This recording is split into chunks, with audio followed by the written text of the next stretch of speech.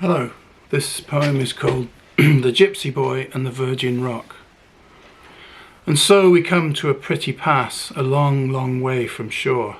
The rock was hidden, not so deep below, in mid-ocean, the Virgin, an all too solid monolith, fixed like a giant granite tooth backed by the weight of our earthly sphere.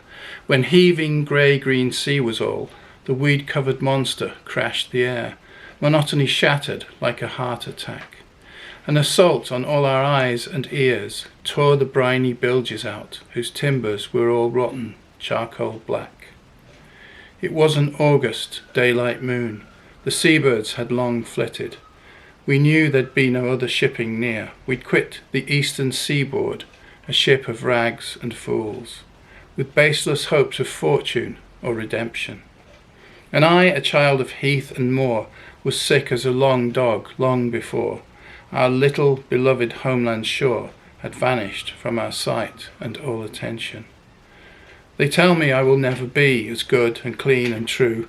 My fingers, light as turtle doves, will always find some ill to do because I'm an Egyptian, or at least my parents were, and nothing I can do will ever change that.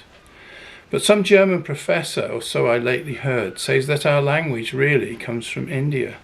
But I don't know what difference that would ever make to me. Outsiders are outsiders, floating free. Our mess of splintering sodden wood spread out across the surface. The captain, silent, only stared ahead. And we, who had no cool minds, half heard the sound of tapping heels and bladders leaking, reason all but dead.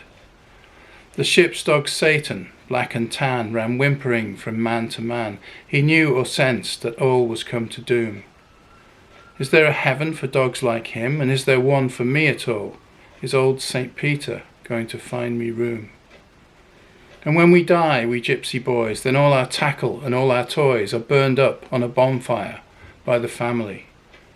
But mine will drown and travel soft to meet the Virgin fathoms deep, where fire could never live or even kindle.